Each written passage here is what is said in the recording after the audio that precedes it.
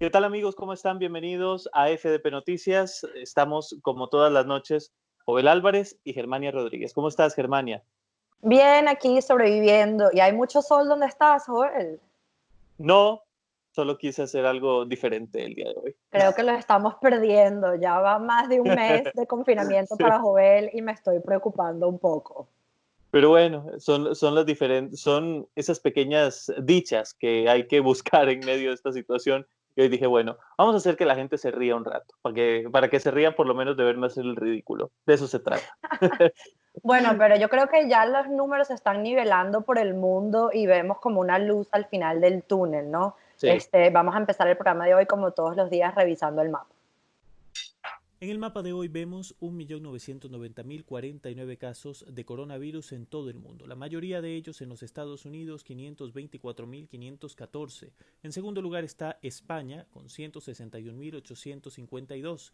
En tercer lugar, Italia, 152.271. Alemania en tercer lugar, 120.479 y Francia, 92.787. Según las cifras oficiales del régimen chino, ellos estarían por debajo de Francia con 83.597.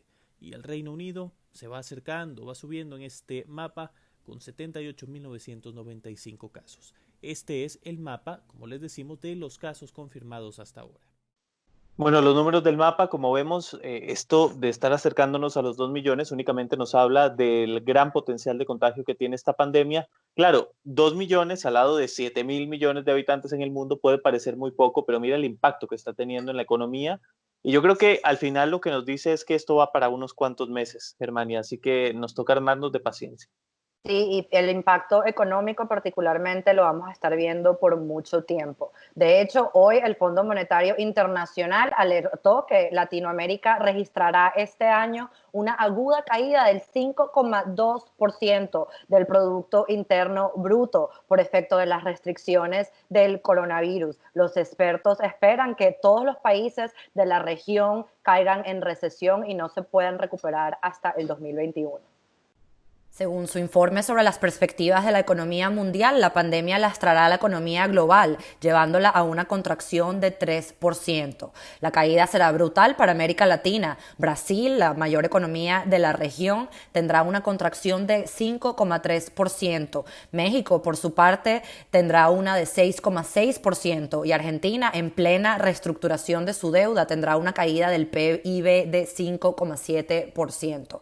Tampoco se salvan las economías del Pacífico que gozaban de buena salud.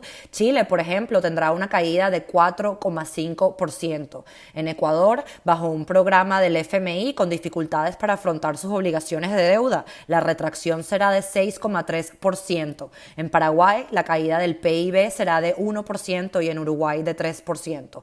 En Bolivia, por su parte, la contracción será de 2,9% y Venezuela tendrá una retracción prevista de 15%, después de haber caído un 35% en el 2019. Joel, estos números son gravísimos para la región. Son números que no habíamos visto nunca en la historia reciente de Latinoamérica, ni siquiera durante la depresión. Claro, es una situación sin duda alguna sin precedentes, tanto a nivel epidemiológico como a nivel económico, porque a nivel epidemiológico, las pandemias que hemos visto, ayer de hecho la Organización Mundial de la Salud, que bueno, servirá de referente para algunas cosas nada más, decía que esta pandemia es 10 veces más mortífera que la del H1N1 que fue la anterior. Entonces imagínate, 10 veces más, eso es a lo que nos estamos enfrentando y de hecho el golpe económico es mucho mayor que en aquel momento. Pero bueno, hablabas al final de la nota sobre la caída que se espera para Venezuela, por lo menos de un 15%, después de que el año pasado la Después de contracción, 35%. sí, después del 35% del año pasado. Pero bueno, una de estas tragedias o parte de las aristas que hay que analizar en Venezuela, que no se restringen únicamente a lo sanitario, es el tema de la gasolina.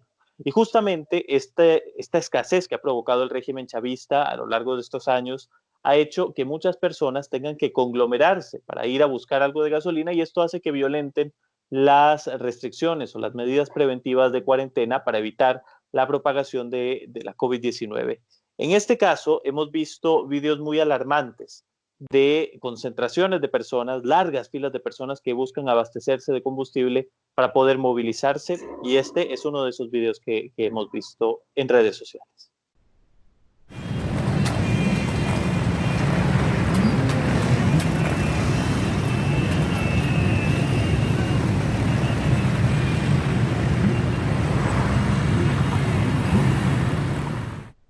Estas imágenes de cientos de venezolanos haciendo cola para tomar gasolina están recorriendo todo el mundo hoy, la gente, el mundo entero, impresionado que en el país con las mayores reservas de petróleo del mundo, sus ciudadanos tengan que salir a arriesgar sus vidas durante esta pandemia, violando todas las normas de distanciamiento social para poder sobrevivir. Claro, y es que estas medidas no es que uno invite a la gente a cumplir las medidas que vengan del régimen. Esto va más allá de la política, como hemos dicho. Esto es una situación de salud, es científica y se trata de preservar vidas. Y la cuarentena en este caso es necesaria, obligatoria en el caso de Venezuela además, pero necesaria, sin duda Pero alguna. claro, entendiendo que probablemente la mayoría de la población tiene que escoger entre comer o seguir las reglas de la cuarentena porque no tienen dinero ahorrado ni ninguna otra manera Claro. de alimentar a su familia. Entonces están entre la espada y la pared, ¿no? De hecho, hay muchos comentarios y muchas personas que prevén que este tipo de escasez o racionamiento provoque un estallido social en Venezuela. Sin embargo, hay otras personas, veía hoy a Alberto Barradas, que decía que eso lo ve poco probable porque en realidad en Venezuela ya hay como una probada desesperanza de que este tipo de movimientos puedan tener algún efecto. Así es, pero Entonces, esperemos que al menos ahora que esta operación antinarcóticos en el Caribe que está liderando Estados Unidos, esperemos que al menos puedan controlar la cantidad de petróleo que Venezuela sigue mandándole a Cuba. exactamente. Mira, vamos a hablar, si te parece, de un caso que comentamos ayer, porque algunas personas nos escribieron preocupados por la veracidad de una información que compartimos sobre casos sospechosos de COVID-19 en Mérida, en Venezuela. Vamos a aclarar que nosotros no afirmamos en ningún momento que estos casos fueran positivos. Nunca lo dijimos, no lo habríamos dicho porque tomamos como base las declaraciones de la doctora Indira Briceño, quien es directora del Instituto Autónomo Hospital Universitario de los Andes. Fue ella quien habló de estos casos con síntomas sospechosos y nosotros retomamos esa declaración. Vamos a ver el video completo que comparte en su canal de YouTube el sitio web El Pitazo, donde se recoge la primera declaración de la doctora Briceño al respecto. Reunidos en la dirección del Hospital Universitario, la directiva del Instituto Autónomo Hospital Universitario de los Andes informa de manera responsable a la colectividad merideña que desde el día 16 de marzo hasta el día de ayer, 10 de abril, a las 12 del mediodía, en nuestro triaje de sintomáticos respiratorios hemos manejado 427 pacientes, de los cuales han resultado con síntomas respiratorios sospechosos para COVID 376.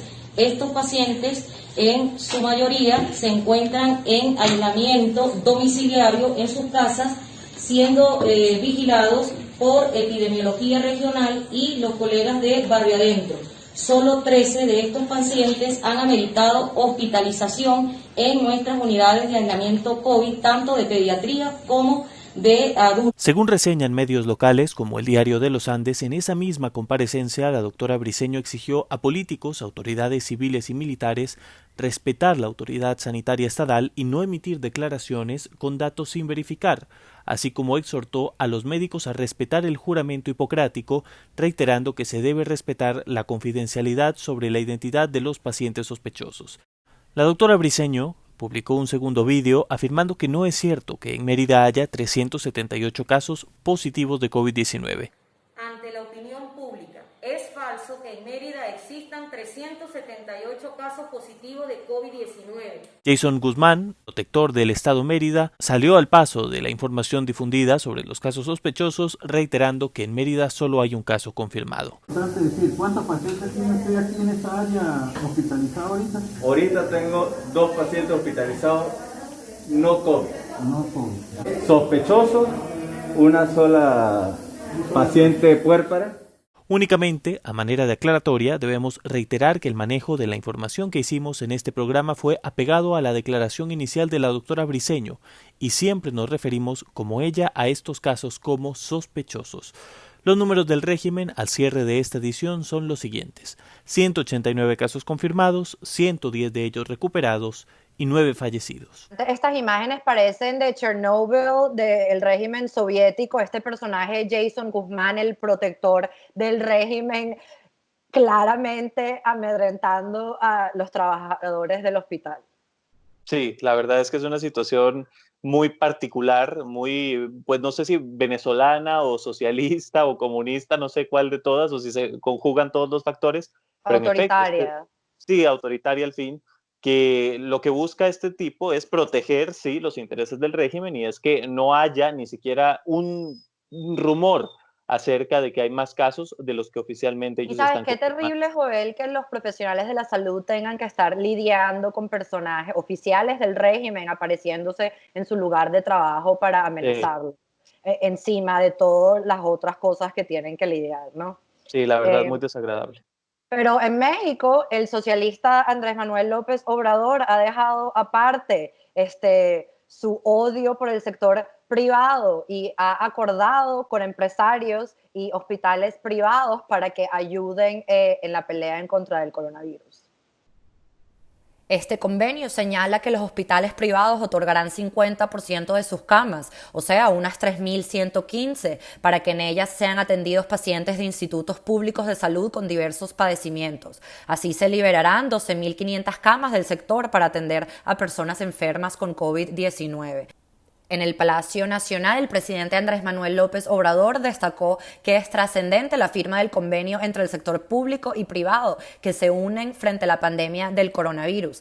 El canciller Marcelo Ebrard destacó el acto de solidaridad muy importante de los empresarios porque con ello se contará con un solo sistema de salud y se constituye un frente común entre las instituciones públicas y privadas. Al cierre de esta edición, según cifras del Gobierno de México, hay 5.014 casos de COVID-19 y 332 muertos. Esperamos, Joel, que esta actitud positiva de AMLO hacia el sector privado dure más que esta pandemia. Exactamente, porque Andrés Manuel López Obrador siempre ha sido uno de estos engendros que intenta decir que el empresario es el enemigo, ¿no? Que es el malo de la historia. Entonces yo creo que al final este tipo de momentos hacen que la necesidad sea lo que mueva este tipo de intenciones o este tipo de comentarios y se puedan establecer alianzas que me parecen importantes. Esperemos que la situación no llegue a un nivel en el cual incluso con la ayuda del sector privado no sea suficiente para atender esta crisis sanitaria. Vamos a hablar ahora del Reino Unido, donde la muerte de 778 personas en ese país en las últimas 24 horas ha disparado los fallecimientos por coronavirus hasta los 12.107. Solo en Inglaterra, porque recordemos que el Reino Unido está compuesto por 4 países, solamente en Inglaterra, que es uno de esos países, se produjeron 744 decesos en las últimas 24 horas. Las cifras oficiales incluyen solo a las personas que murieron en los hospitales y no a los decesos en viviendas o residencias de ancianos. Este nuevo dato llega después de que la Oficina Nacional de Estadísticas hiciera públicas las cifras que demuestran que el total de muertes desde que empezó el brote de la pandemia podría ser hasta 50% mayor que el contemplado en el recuento oficial. La ONS está contabilizando todos los casos que señalen COVID-19 como una de las causas de muerte en la partida de defunción, y aunque ya había avanzado que los números podían ser 20% mayores, hoy se ha conocido que la cifra podría saltar hasta el 50% con los datos que se tienen de Inglaterra y Gales. En la rueda de prensa de lunes, el ministro de Exteriores y sustituto de Boris Johnson, Dominic Raab, declaró que el gobierno ofrece las cifras de muertes en los hospitales tal y como hacen otros países europeos. Ante la falta de test disponibles, son además los muertos en el hospital los únicos a los que se les ha realizado la prueba y por lo tanto los únicos de los que se sabe con certeza que tenían el virus en su cuerpo al momento de morir. El informe de la ONS muestra que una de cada 10 muertes relacionadas con el coronavirus, registradas hasta el 3 de abril en Inglaterra y Gales, tuvo lugar fuera del hospital. Según el Departamento de Salud, 93.873 personas han dado positivo en el test de coronavirus en el Reino Unido. Y la tasa de aumentos de casos del coronavirus en Australia cayó por debajo del 2% y el país parece ya haber logrado aplanar con éxito la curva de este virus. El subdirector médico australiano Paul Kelly dijo que la curva de crecimiento de los casos parece haberse aplanado con éxito, aunque advirtió de que podría haber un pico de muertes en los próximos días, dado que el estado de los pacientes suele agravarse en la segunda semana. Nuestra baja tasa de mortalidad y nuestro bajo porcentaje de positivos en las pruebas me dicen que estamos detectando casos de la enfermedad antes, aislándolos y rompiendo las cadenas de transmisión que se propagan por toda la población. Se trata, así pues, de señales muy alentadoras, resaltó.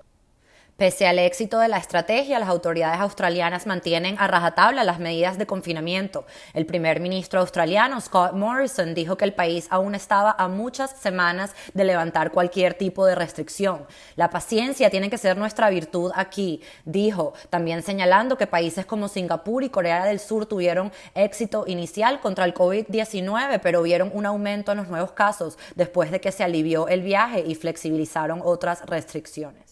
Vamos a hablar ahora sobre la India, donde después de un mes de haber anunciado el confinamiento de 1.300 millones de personas de ese país, el primer ministro Narendra Modi ha vuelto a dirigirse a sus conciudadanos para anunciar que el confinamiento se extiende hasta el 3 de mayo. Con más de 10.000 contagiados y 358 fallecimientos por coronavirus registrados hasta ahora, el líder indio ha insinuado el incremento de las restricciones en las zonas con mayor incidencia de la pandemia, así como la posibilidad de que regiones menos afectadas puedan reiniciar paulatinamente sus actividades económicas a partir del 20 de abril. Los que pasen esta prueba de fuego y no permitan que aumenten las zonas críticas de contagio podrán restablecer actividades esenciales, comentó Modi. También adelantó que a partir de mañana el gobierno informará de nuevas limitaciones en los distritos que han registrado más casos. Desde el punto de vista económico, hemos pagado un precio muy caro, pero esto no se puede comparar con las vidas de los ciudadanos, añadió. No debe ser tarea fácil para Modi hacer que más de 1 millardo de personas atiendan los llamados de distanciamiento social, ¿no? Aunque Modi tiene sus ángulos autoritarios, así que vamos a ver cómo lidia con eso. Sí, claro, más en un país tan hacinado como la India. O sea, pretender distanciamiento social en algunas regiones de la India es utópico. Así es. Pero hoy queremos cerrar la parte de noticias con algo muy interesante. A mí no me gustan muchas teorías de conspiración, pero hoy el Washington Post ha publicado un artículo de opinión que incluye pruebas que el Departamento de Estado le había advertido a Washington DC sobre problemas de seguridad en un laboratorio de Wuhan que estudiaba el coronavirus de murciélagos. Esto es una teoría de conspiración que ha estado rodando, que el virus puede haber salido de un laboratorio en la ciudad de Wuhan. 2 años antes de que la nueva pandemia del coronavirus volcara al mundo, funcionarios de la Embajada de Estados Unidos visitaron varias veces un centro de investigación chino en la ciudad de Wuhan. Estos oficiales enviaron 2 advertencias a Washington DC sobre la seguridad inadecuada en el laboratorio que estaba realizando estudios riesgosos sobre el coronavirus de murciélagos. Los cables han alimentado las discusiones dentro del gobierno de Estados Unidos sobre si este u otro laboratorio de Wuhan fue la fuente del virus, a pesar de que aún no han surgido pruebas concluyentes. En enero del 2018, la Embajada de Estados Unidos en Beijing dio el paso inusual de enviar repetidamente diplomáticos científicos de Estados Unidos al Instituto de Virología de Wuhan, que en 2015 se convirtió en el primer laboratorio de China en lograr el más alto nivel de seguridad internacional en investigación biológica.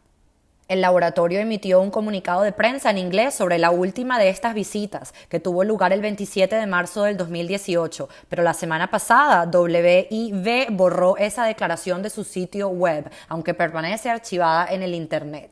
Lo que los funcionarios estadounidenses vieron durante sus visitas les preocupaba tanto que enviaron 2 cables diplomáticos clasificados como sensibles de vuelta a Washington. Los cables advirtieron sobre las debilidades de seguridad y gestión en el laboratorio y propusieron más atención y ayuda. El primer cable también advierte que el trabajo del laboratorio sobre los coronavirus de murciélagos y su posible transmisión humana representaba un riesgo de una nueva pandemia similar al SRAS. El cable señaló que Shi Zhengli, el jefe del proyecto de investigación, había estado publicando estudios relacionados con coronavirus de murciélagos durante muchos años. Jovel, es importante mencionar, como ya hicimos, que esto es un artículo de opinión del Washington Post porque el autor en él hace un llamado a que China debe pagar por su responsabilidad en esta crisis, más los cables mencionados del Departamento de Estado a Washington DC son cosas que pasaron. Los cables son reales, oficiales del gobierno de Estados Unidos de hecho fueron a revisar el laboratorio y tuvieron esas preocupaciones, todo eso es verdad. Entonces definitivamente nosotros nos seguimos preguntando cuándo China, el régimen comunista chino, sabía de este virus, dónde Sí. empezó este virus y qué se callaron. Aquí hay que hacer hay varias perspectivas las cuales podemos abarcar. Por ejemplo, ciertamente, si el virus tuvo origen en China, si fue natural, si fue diseñado, fabricado, esa es una. Pero también estos cables que efectivamente le llegaron tanto a Estados Unidos y por otra parte Taiwán le advirtió a la Organización Mundial de la Salud que esto desde, me parece, diciembre del año pasado, diciembre de 2019, que había un virus extraño y poderosamente contagioso en China. Y que Y la podría causar organización, una pandemia. claro, y es por eso que ahora Taiwán está siendo tan desdeñada por parte de la Organización Mundial de la Salud, porque además han tenido una estrategia exitosa en cuanto al combate del virus. Sin embargo, a pesar de haber advertido, fueron ignorados. Y por otra parte tenemos que estos cables de los cuales hablamos en la nota le advirtieron al gobierno estadounidense de esta posibilidad desde el 2018 y aún teniendo esta advertencia en 2018, ven en 2019 que se estalla en efecto un brote, una epidemia y no toman medidas de precaución y bueno, al final ha llegado de la manera que ha llegado el virus a los Esto es Estados Unidos. algo que nos tenemos que seguir preguntando porque con todo lo que les decimos en este programa, incluyendo los números súper preocupantes de lo que va a pasar con la economía global y particularmente la de Latinoamérica, y hay que seguirnos preguntando quién, si alguien, es responsable de que el mundo haya sido paralizado de esta manera, ¿no? Sí, y si fue intencional o no, es muy preocupante. Responsables hay. Yo creo que es evidente que la responsabilidad recae sobre China, pero vamos a ver, eso lo dirá la historia en su momento, si es una responsabilidad intencional o si fue, como dicen ellos, producto de una sopa de murciélago, que yo creo que eso ya cada vez menos personas tendemos a creerlo. Bueno, yo no lo creo. Vamos a hablar, si te parece, de una noticia pues un poco más tierna y más positiva para terminar este programa y nos lleva a Tailandia, donde han decidido proteger a los recién nacidos fabricando unos pequeños protectores con el fin de evitar que sean expuestos al coronavirus en estos primeros días de nacimiento y con esa tierna, porque es una imagen muy tierna imagen, nos despedimos hasta mañana. Hasta mañana.